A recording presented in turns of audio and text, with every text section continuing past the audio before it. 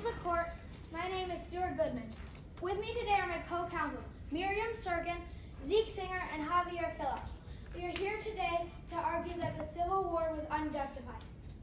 Long before the election of 1860, even before the founding of the United States of America, slavery proved to be a key issue.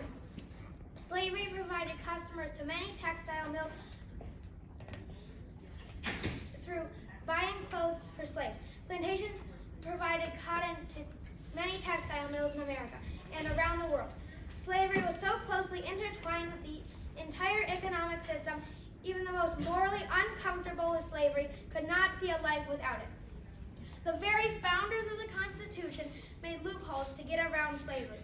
They thought that by avoiding the subject of slavery, the violated rights could be ignored and the economy could grow. Slavery accompanied for more than 50% of U.S. exports. Most of the cotton of the world was picked by slaves in the South. Banks had massive credit and investments in cotton. Though cutting off slavery was impossible, ignoring the problem was only a temporary fix. All the efforts the framers made to keep the country united were only able to hold off the issues for a little while. 20 years after the founding of the U.S., a date specified in the Constitution to serve the ideals of the country, imports became illegal. This caused Southern plantation owners to be upset because the slave supply was severely limited. Specific states that had harder living conditions were especially affected because their slaves died quicker. This is one of the earliest instances of the South putting their own interests before the ideals of the Constitution. Following this was a spiral of power struggles between the North and the South. Key power struggles included the Missouri Compromise, in which future slaves were limited to the South. Again, the South disagreed with the majority of the country. Leading up to the election of 1860, the Dred Scott case was decided by the Supreme Court. Before this judicial milestone, the interstate slavery laws were very disorganized. There was a large amount of arguing over the Fugitive Slave Clause, a part of the Constitution that specifies that runaway slaves must be returned even if they got to a free state. Many states did not enforce these laws and allowed former slaves to reside in them. This was a major point where the South believed the North was against them. The Dred Scott case included that slave owners could own their slaves anywhere, even in non-slave holding states, and that black people were not citizens anywhere in the country. At this point, Southerners were very happy with the national government because they saw their rights being protected by the national government, yet they still saw themselves very distinct from the rest of the country. The Democratic Party split right before the election. Southern candidate John Breckinridge decided that the nominee of the Democratic Party was not aligned with the ideals of the South. This split caused the South to believe that they did not need compromise and to look from the North perspective. Abraham Lincoln ended up winning the election of 1860. Abraham Lincoln was able to appeal to the majority of the country, even the South. Still, the South thought he was against slavery and the Constitution. The opinion of the South led to the Civil War, lasting 4 years and causing on average 504 deaths per day, totaling 2.5% of the population at the time. 2.5% of the current population would total 7 million U.S. citizens. At issue is the question whether the Civil War committed the offense of mass homicide and destruction, in that the said defendant, the Civil War, did without sufficient justification when it engaged America in an unnecessarily violent conflict that could have been avoided in a way that would have better solved the issues the war failed to fix, and without causing the death of 750,000 Americans and spending over $5.2 billion. There are several reasons the court should find in our favor. The war was started by secession. Secession was not justified, therefore the war was not. South Carolina explicitly describes their response to the election in their Declaration of Secession. The South believed Abraham Lincoln, the winner of the election, was completely opposed to slavery and the South's constitutional rights. They're convinced that everyone was out to get them by limiting slavery. They saw their constitutional rights being limited, and then they made an illogical decision. They threw out the entire Constitution by seceding. The rights to slaves were not being very well protected, but many of their more basic rights were being protected. All of the rights that were being protected by the Union dissolved as they dissolved their bond. In response to their declaration, Lincoln specifically addressed it in his inaugural speech. Lincoln, who represented the entire United States, firmly believed that the union between two states could not be dissolved. Nevertheless, South Carolina, followed by other southern states, seceded. On April 12, 1861, the Confederacy declared that their secession was not enough and that they wanted more land by sending Confederate General P.G.T. Beauregard to demand the surrender of Union Commander Major Robert Anderson at Fort Sumter. Anderson refused, and the Confederates fired. The war started because the South believed that the ideals and protections designated by the Constitution were being ignored, and the only option was to start over. This was not so. The Constitution has very specific rules and systems on how to make changes to the country in the form of laws or amendments. Before the secession of the South, both sides of the country believed in the principles of the Constitution. In the Constitution, secession is never described. Any state that would try would be in uncharted waters. However, the South still seceded. Their secession was unconstitutional and went behind the very idea of a union. Not only did they secede, they started a war to change the entire country to their view. Because secession started the war went against the common notion of every nation.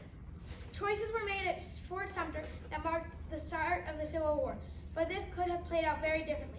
Over a month before the Civil War, the North began to seek a compromise. Lincoln represented the majority of the Union, but he understood that the minority was needed for the country to continue. Abraham Lincoln understood that the basis of Republican government was compromise.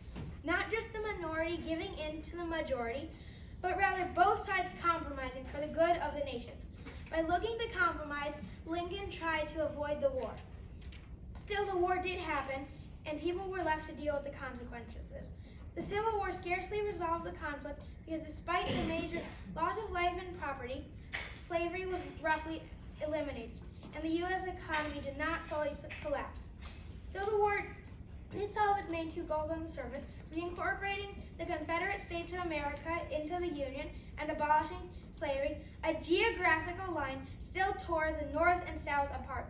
The fighting stopped because there were simply not enough Confederates. There was a clear population difference between the Northern and Southern soldiers. The Confederate Army had approximately 880,000 soldiers, which pales in comparison to the 2,100,000 Union soldiers. Not only did the Union Army far outnumber the Confederate Army, but the approximate death ratio was 3 Confederate soldiers to 1 Union soldier.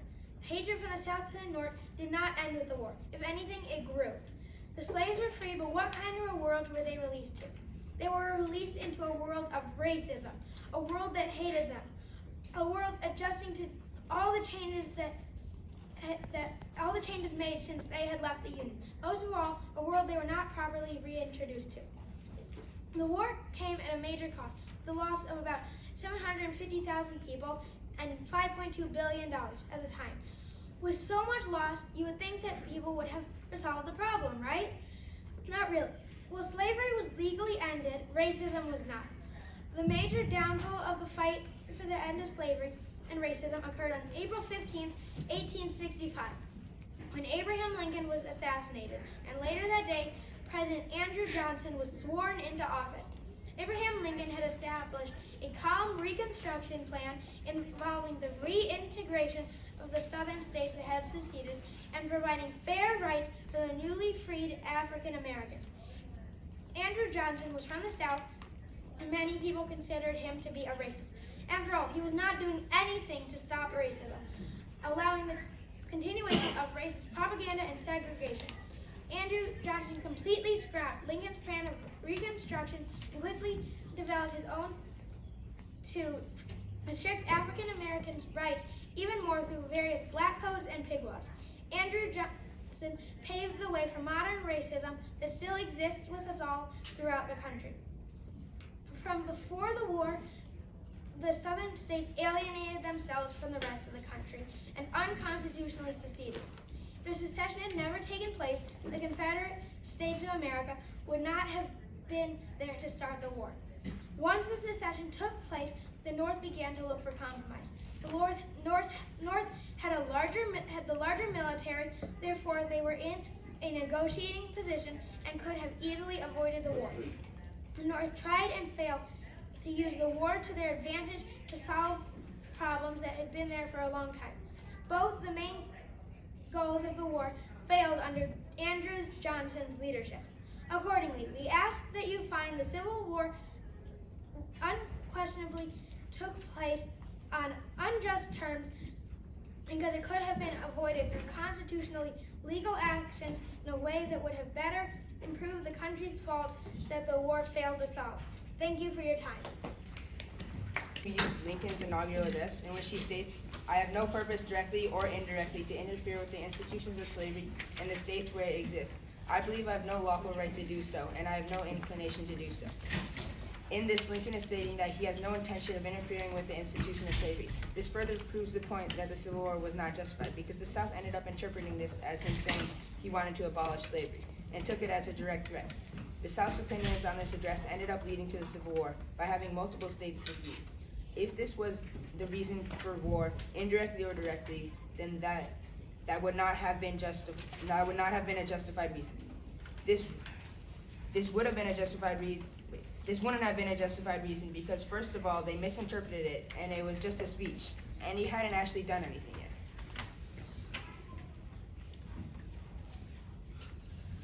In South Carolina's Declaration of Secession, they state as one of the reasons, they say at the end of the Declaration of Secession, they say the reason for seceding, to say the anti-slavery Republican Party will control the national government soon. This new government will ignore the Constitution and attack slavery. At that point, the national government will become the enemy of the slave holding. The guarantees of the Constitution will then no longer exist. The equal rights of the slaves of the states will be lost. Therefore, the people of South Carolina have solemnly declared that this union hereto existing between this state and the other states of North America is dissolved. The secession of South Carolina paved the way for all the states of the Confederate States of America to secede. South Carolina believed that the Constitution was not being followed. Instead of amending the Constitution in their favor through a constitutional process, South Carolina seceded through a process never done before and never stated in the Constitution. South Carolina had not seceded, the other states would not have seceded and formed the Confederacy. Because the secession went against the founding morals of the country we live in, the war they waged goes against all our moral standards. Next, we used some certain offenses of a freedman. That no freedman or mulatto not in the military service of the United States government shall not keep or carry firearms, if any kind, or any ammunition, dirk, or bowie knife, and on any conviction thereof in the country court shall be punished by fine. This means that no black person who is not in the U.S. military is allowed to bear arms, and if they are caught owning a weapon, they will be fined. However, in the Bill of Rights, Amendment 2, it states, "A well-regulated militia being necessary to the security of a free state, the right of the people to keep and bear arms shall not be infringed," meaning that people in the U.S. are allowed to own and keep weapons. In the Certain Offenses of Freedmen document, it only says that black people cannot own weapons. It says nothing about white people owning weapons. It's racist and it violates the 5th and 14th Amendment, which states, "Nor be deprived of life, liberty, or property." The Committee on Edisto Island, South Carolina, to Freedmen's Bureau Commissioner O.O. Howard, October 20 or 21st, 1865, was a letter that freedmen wrote to the Freedmen's Bureau Commissioner. "You ask us to forgive the landowners of our island. The man who tied me to a tree and gave me 39 lashes, and who stripped me and flogged my mother and sister, and who will not let me stay in his empty hut, except I will do his planting and be satisfied with his price, and who he combined with others to keep land away from me, well knowing I would not have anything to do with him if I had land of my own. It shows how the Civil War did not solve the conflict of racism. Racism was still there. This talks about how freedmen were treated badly. In a letter that A.A. Eccles sent to Governor Washburn, he states, "I was anxious to discover some means by which the progress of the Northern aggression upon the rights of the South might be arrested and thus save the country from what seemed to me to be impending danger." This talks about how when the governor of Savannah, Georgia came to the North, he was surprised at how aggressive the North was to the South for having and believing in slavery. The African American Odyssey, a quest for full citizenship. Abolitionists' efforts proved to be extremely effective. Abolitionists focused attention on slavery and made it difficult to ignore. Since abolitionists were already getting a lot of the North to support anti-slavery, the war could have been stopped and the problem could have been resolved if the abolitionists had more time to get people to support anti-slavery. In the Mississippi Black Code of 1865, it states, "All freedmen in the state over the age of 18 years found on the second Monday in January 1866 or thereafter with no lawful employment or business, or found unlawfully assembling themselves together, either in the day or nighttime, and all white persons so assembling with freedmen, or usually associating with freedmen, or living in adultery or fornication with a freed woman, shall be deemed vagrants, and on conviction thereof shall be fined in the sum of not exceeding, in this case of a freedman, $150, and a white man $200, and imprisoned at the discretion of the court, the freeman not exceeding 10 days, and the white man not exceeding 6 months." This Black Code essentially criminalized unemployment and social association between races, allowing African Americans to be fined or imprisoned, which gave white landowners and employers opportunities to exploit these African Americans. Jim Crow law in the 1860s, Missouri. Separate free schools shall be established for the education of children of African descent, and it shall be unlawful for any colored child to attend any white school, or any white child to attend a colored school. The Jim Crow law made it illegal for African American children to attend a school intended for white students, giving African Americans inferior education even after the war was over.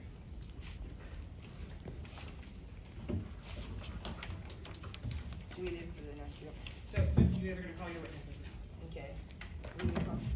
Who is doing your witnessing? Ask your question. What is your place of residency? I was born and raised in South Carolina. I was born in Greenville, South Carolina, August 18th, 1819. Why did you get into politics?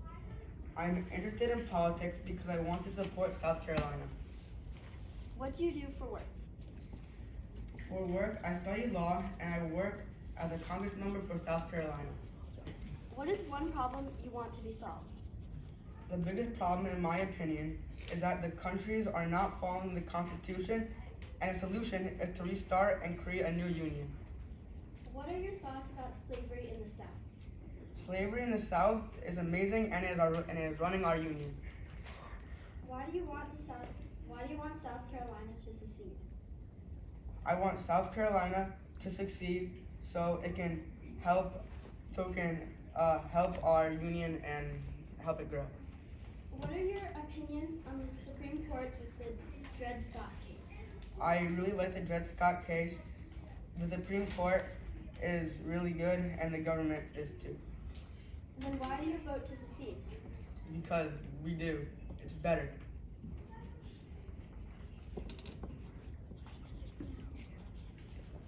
Thank you. No questions? You guys can sit down.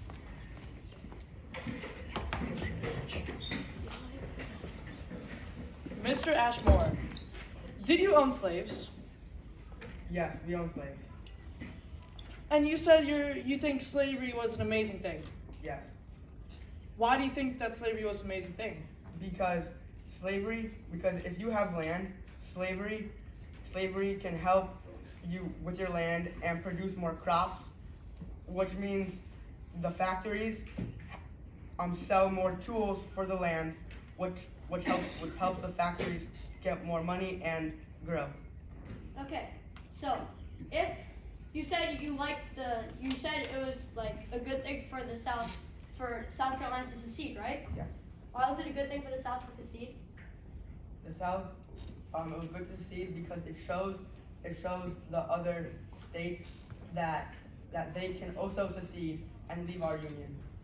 Okay, so it shows that they can secede and also leave your union. Doesn't that make a massive separation between the North and South? Yes. So how do you expect the U.S. to stay together if the South and North aren't working together and they're totally separated?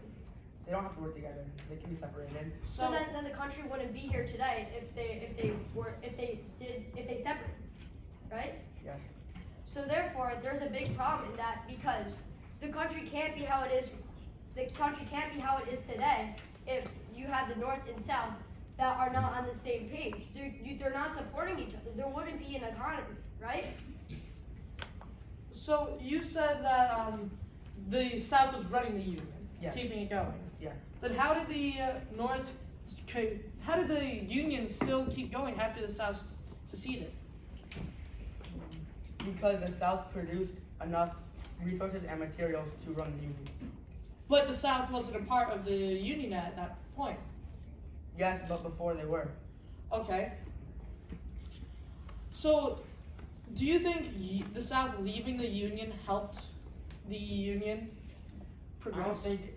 I think it was better for the union because like I said before, it showed the other states that they could do the same and it gave them reassurance.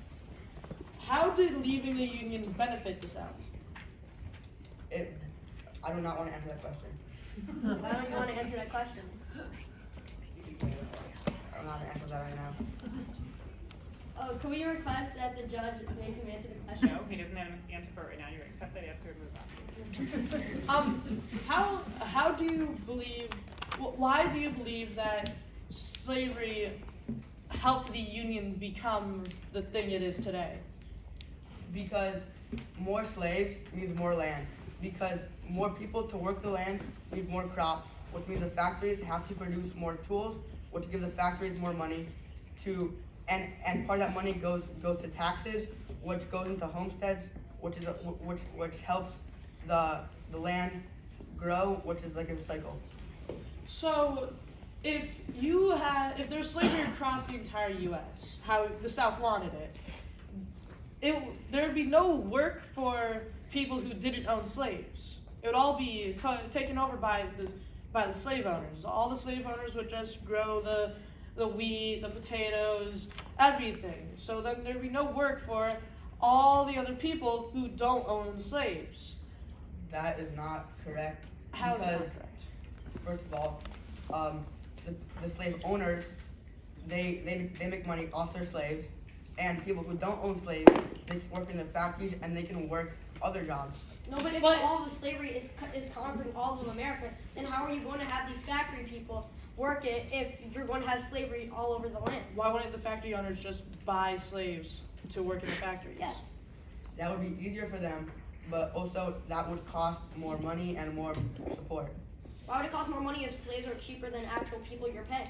Last question. One more question. I thought there was no question limit. Well, I'm noticing the time with other ones. One more question. Okay, so you said that it would benefit the U.S. on letting slavery be all over the country. Yes. But if you let it spread, and you said that they'll be able to work in the factories, what is preventing the factory jobs to not be taken by the slaves? Nothing. So Nothing there will be preventing it. no. But there will be other jobs because you can choose, because you can like open your own business or sell crops from your own land by not owning No, but a you slave. can't because slavery would be Yeah, over. are you back with the witness? Thank you. You were promised to tell the truth and nothing but the truth? Yes. Thank you.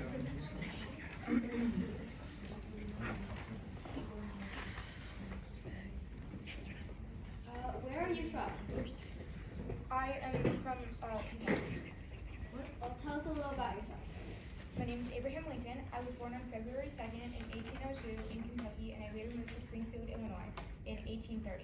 I was president for 4 years until I was assassinated in 1865, just 6 days after the end of the Civil War.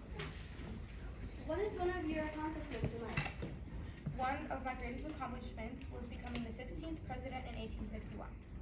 Do you think that the North or South wanted war? I think that neither the North nor the South wanted war, but as I once said, one side made war rather than let the nation survive, and the other would accept war rather than let it perish. What are your opinions on slavery? I oppose the spread of slavery because if slavery was allowed to spread, it would block free labor from settling in new states, and soon the entire nation would be full of slave owners. What do you work towards? I'm working toward compromise in the North and the South, as I believe compromise is an important part of a well-run country. Any further questions? That's it. Okay, so, Mr. Lincoln, you said that neither the North nor South wanted war, right? But the Union wanted war, because they wanted to keep the North and South together. So, how could the country stay together if the North and South were not working with each other? How could the economy stay up? You can also ask to have the question restated if you don't understand. Can you please restate the question? Okay, so how could the country stay together if both the North and the South were separated from each other? Like how could the economy be the economy that it is today without the North and South separated or working together? There were other ways to solve conflict than just war.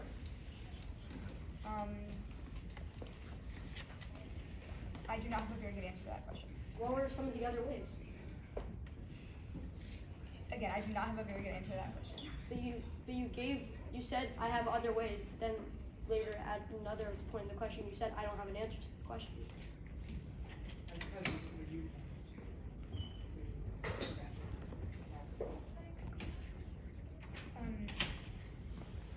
Well, the North tried to compromise with the South, but the South chose to go to war instead. In my inaugural address, I told the South that they could work peacefully with the North to find a solution, and I added that we didn't want to go to war. But the North, let's agree, the North did not want slavery to expand to the West, right? Because it would give the South more congressional power. But the South wanted to expand, and they saw it as a direct threat from the North if the North did not want South to own their property. So therefore, okay,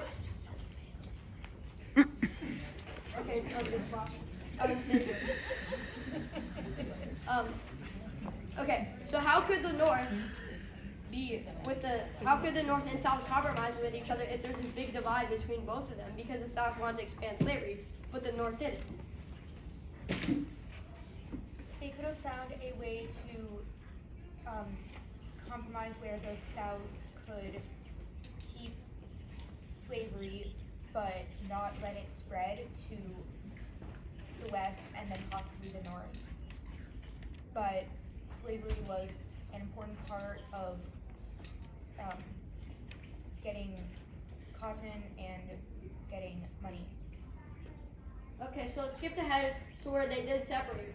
Wouldn't you think that the war would be justified if war was the only way to keep the country together? I don't think war was the only way to keep the country together, as we could have found a way to compromise. So, let me just go to some basics. Did you own slaves? No, I do not. You did not own slaves. What was your opinion on slavery? I oppose the spread of slavery because if it were allowed to spread, the entire nation would be full of slave owners. But slavery in the South was good as it brought money to us by the cotton and and textiles. So, if you're saying that slavery was a good thing on how it brought money, which was one of the benefits from slavery, do you think it was worth the various ways that they would terribly treat slaves for that money?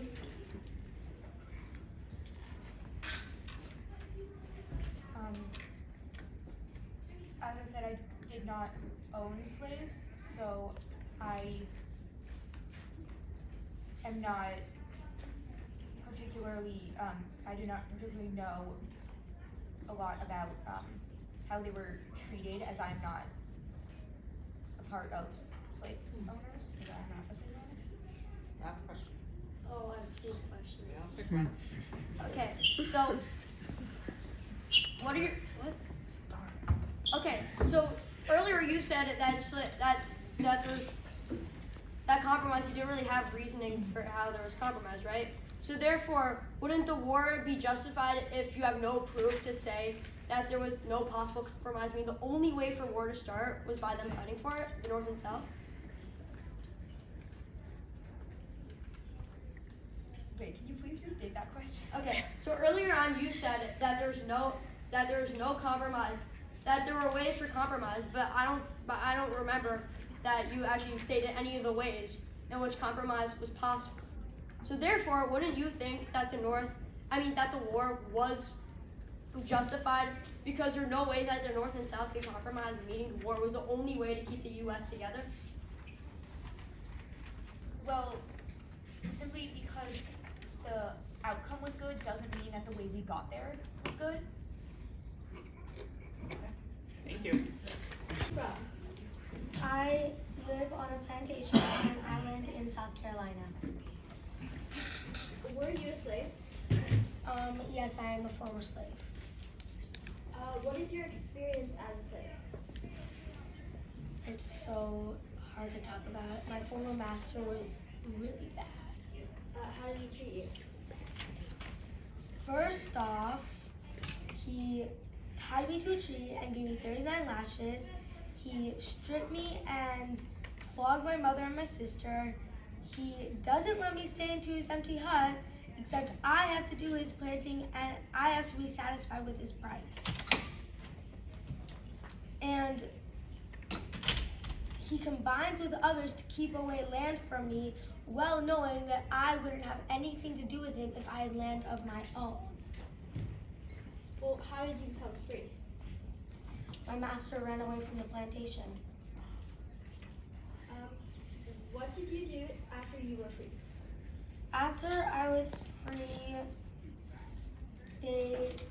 after the war, they passed Special Order 15, which was passed in January of 1865, and basically that means that the order was that any black person that lived on a plantation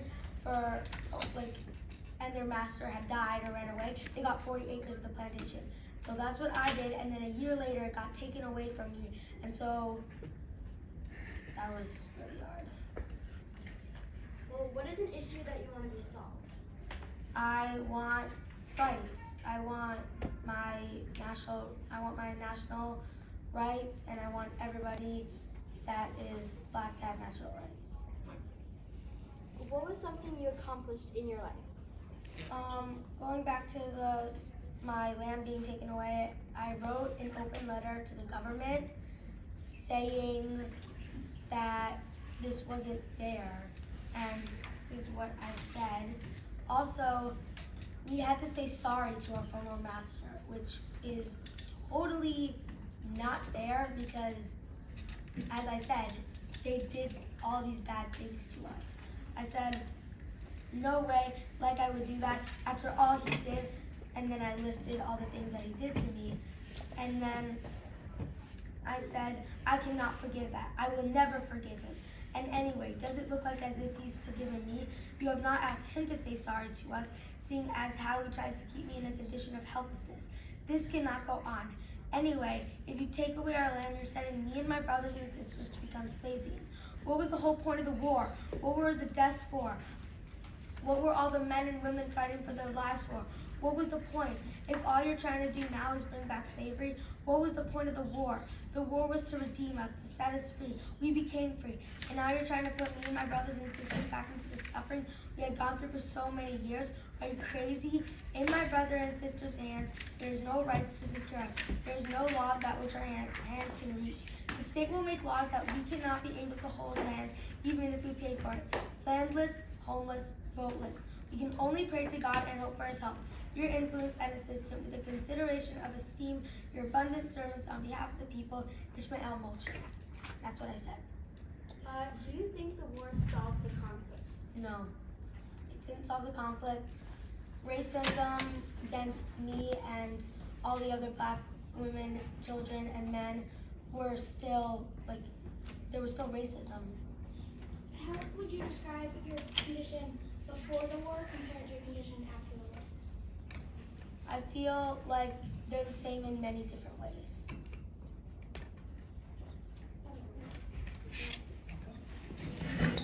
First of all, you said that your master was really bad, right? And the North represented slaves in the war, which is why the South and North divided. Do you think that that the war would be just because you had people representing you and they were fighting against the South, meaning the separation was a good thing and the war was a good thing to solve slavery? It solved slavery the war didn't solve that much. Racism is still a part, slavery is connected to racism in a lot of ways. And racism still happened after the war. So you said that what you wanted to happen is that you wanted your natural rights, right? So did the war not give you your natural rights? No, it didn't. How?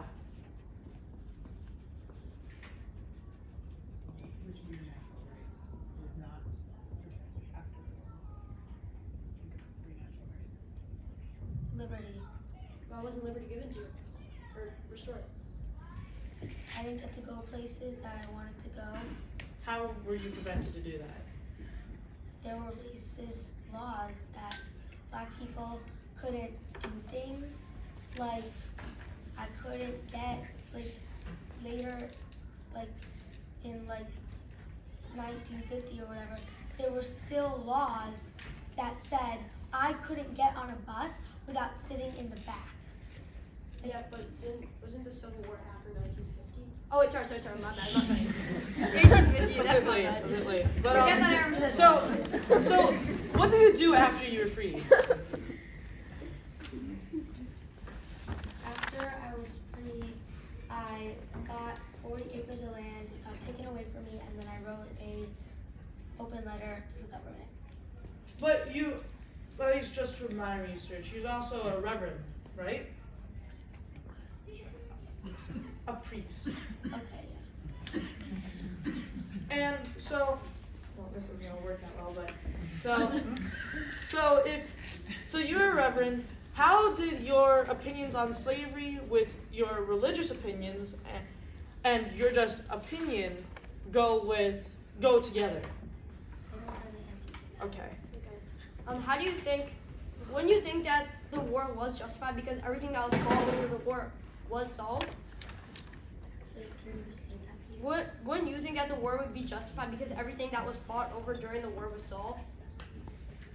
No. Why? Like I said, racism and slavery are connected. And racism is still a thing. And even after the war, people that wanted slavery tried to bring it back. Yeah, but during the war, the 13th and 14th Amendments said that Make sure people. you're asking questions and not making arguments for yourself. So, Save it for your vote. do you believe that slavery is equal to racism, or is racism worse than it? They're equal in way and different ways, but they're equal. How are they equal? Last question. Just get somewhere. I can't think of the answer to that. One more. Okay. So if slavery and racism are equal, then don't you believe that let's say there were to be another war that solved racism, would that war be justified? I don't think, like, I don't think I can figure out the answer to that right now. Okay. This is the court. My name is Zeke Singer. Today we are asking you to find that the Civil War was unjustified. Our job is to prove that the Civil War committed the offense of mass homicide and destruction, in that the said defendant the Civil War did, without sufficient justification, cause the death of 750,000 American citizens, $1.5 million at the time in property damage, and the loss of $5.2 billion at the time in war efforts.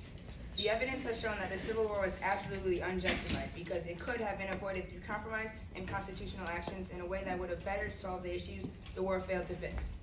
First, we proved that because the secession started the war went against the common notion of every nation.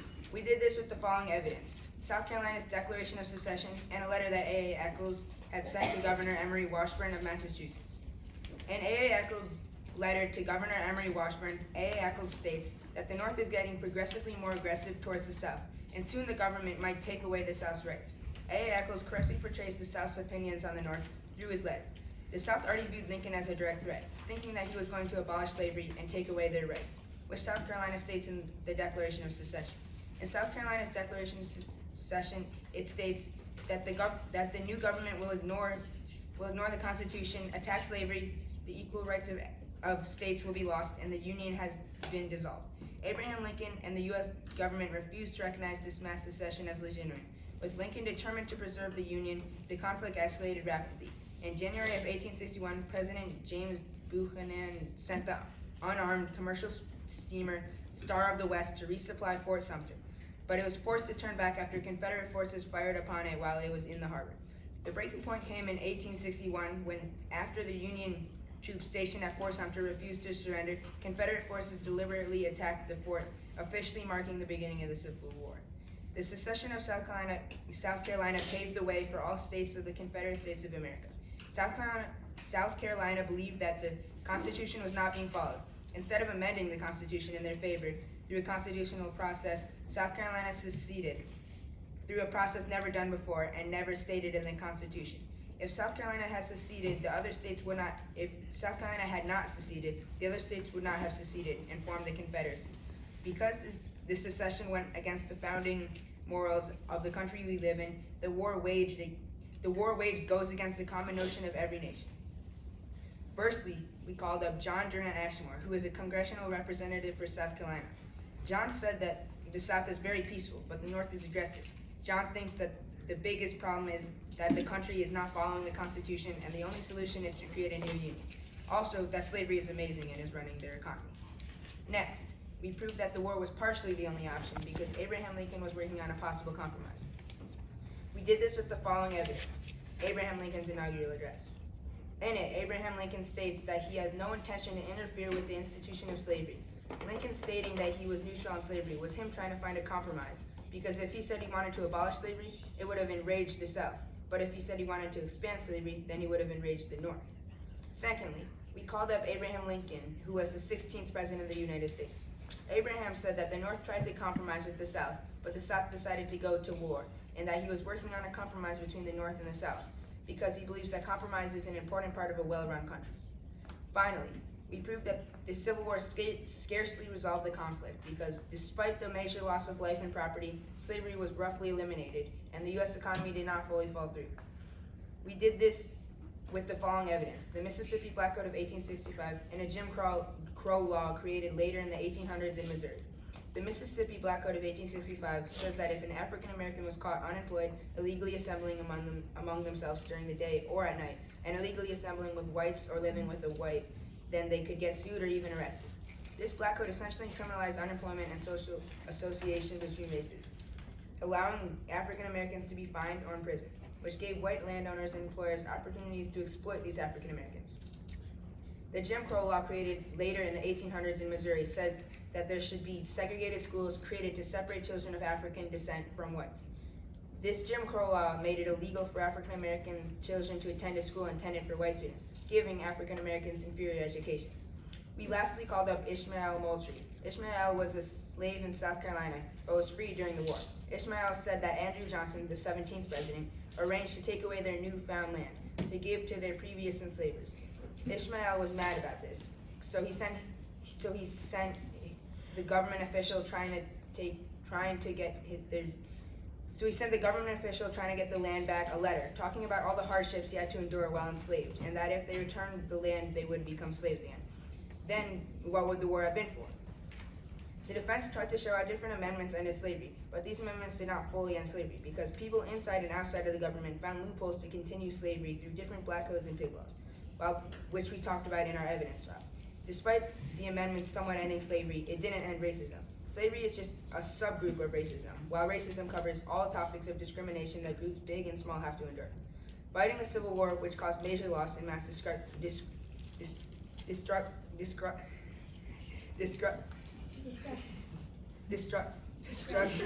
destruction was not justified merely just to try and end slavery in the United States. It actually ended up just exposing the excessive amount of racism in the U.S. This racism tried at any cost to continue slavery, discrimination, segregation, unfair rights for African Americans, preventions for African Americans from gaining social and economic freedom, and to continue white supremacy.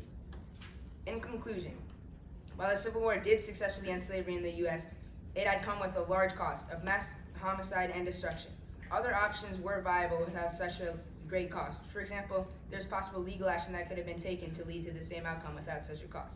However, the war further exposed the immense amount of racism in the U.S. This discrimination inside and outside of the government caused various laws to be passed to restrict African Americans' rights and freedom. Considering our evidence and reasoning, we strongly ask that you find the Civil War unquestionably guilty of the crimes it has committed.